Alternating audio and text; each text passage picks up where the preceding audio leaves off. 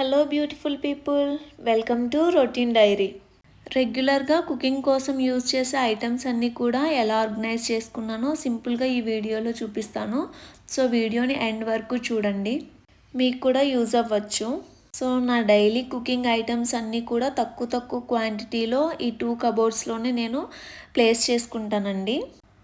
All type of dals అన్నీ కూడా నేను ఫస్ట్ రోలో ప్లేస్ చేసుకుంటాను. ఈ జార్స్లో మనం 1 kg వరకు స్టోర్ చేసుకోవచ్చండి. నేను వీటిని డీమార్ట్లో తీసుకున్నాను.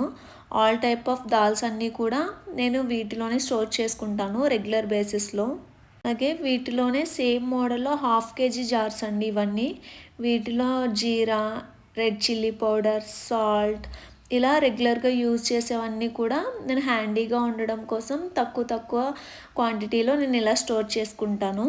ఈ చిన్ని క్యూట్ డబ్బాస్లో వాము, లవంగాలు ఇలాంటి తాలింపువన్నీ కూడా నేను మసాలాలు సింపుల్గా హ్యాండీగా స్టోర్ చేసుకుంటాను.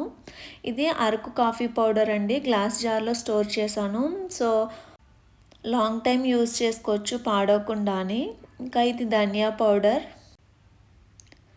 మసాలా పౌడర్స్ అన్నీ కూడా ఈ స్టీల్ జార్స్లో నేను స్టోర్ చేసుకుంటాను. బిర్యానీ మసాలా అండ్ కర్రీస్లో యూజ్ చేసే మసాలా, జాగరీ పౌడర్ అండ్ ఇవి తాలింపుకి యూజ్ చేసే ఆవాలు అవిను.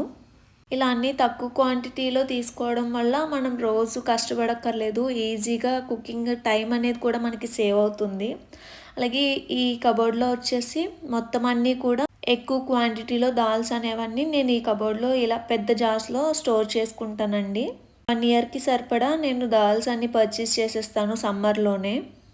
సో పై ర్యాక్లో నా కుక్కర్స్, అలాగే పనిహారం ప్యాన్ అండ్ ఎగ్ బాయిలర్ ఇవి రెగ్యులర్గా యూజ్ చేస్తాను కాబట్టి నేను ఈ కబోర్డ్లో ప్లేస్ చేసుకున్నాను. ఇది వచ్చేసి ఎల్జీ ఓవెన్ అండి. సో కేక్స్ చేయడానికి వాటికి నేను యూజ్ చేస్తూ ఉంటాను. తక్కువగానే యూజ్ చేస్తాను, అంత మంచిది కాదు కదా అని చెప్పేసి.